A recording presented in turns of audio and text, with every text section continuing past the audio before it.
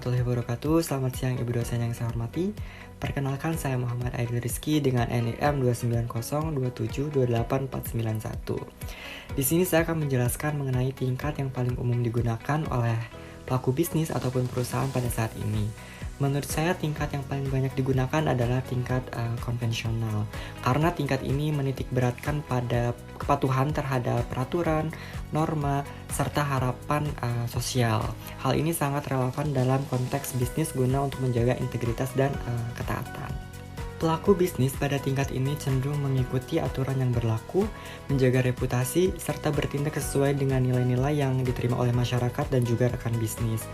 Karena sangat krusial dalam lingkungan bisnis yang diatur oleh reputasi, standar industri, dan tuntutan para pemangku kepentingan.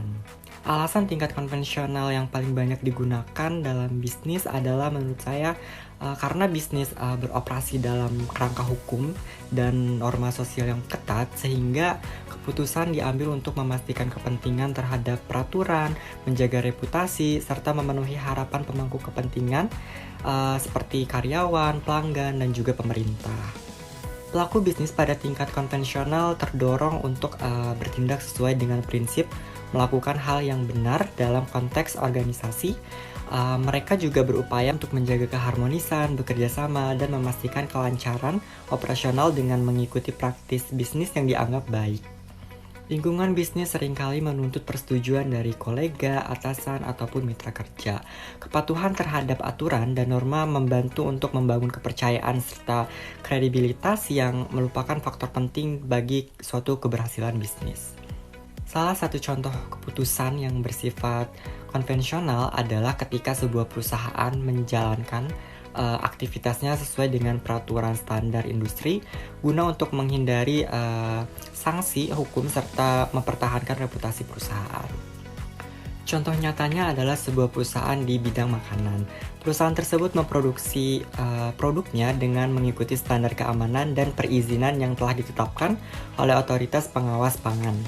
Perusahaan tersebut mungkin rela mengeluarkan biaya tambahan demi untuk memastikan kualitas bahan baku dan proses produksi sesuai dengan regulasi yang berlaku. Hal ini dilakukan bukan karena dorongan moral yang kuat dalam perusahaan, tetapi semata-mata untuk menghindari denda, penarikan produk, serta kerusakan reputasi.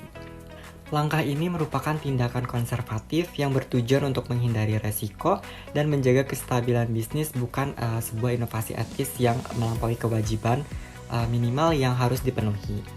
Menurut saya, manajer dan karyawan memiliki potensi untuk meningkatkan tingkat penalaran moral mereka, sebab kemampuan ini dapat kita asah melalui pengalaman, pendidikan, refleksi, serta arahan. Penalaran moral bukanlah sesuatu yang tetap, melainkan dapat berkembang seiring dengan berjalannya waktu, terutama ketika individu menghadapi situasi etis yang rumit dan memperoleh kesempatan untuk belajar serta merevisi sudut pandang mereka. Mungkin hanya itu saja yang bisa saya sampaikan mengenai tingkat mana yang paling banyak atau paling umum digunakan oleh perusahaan ataupun pelaku bisnis pada saat ini. Mohon maaf jika dalam penjelasan di video ini banyak kurangnya. Terima kasih. Wassalamualaikum warahmatullahi wabarakatuh.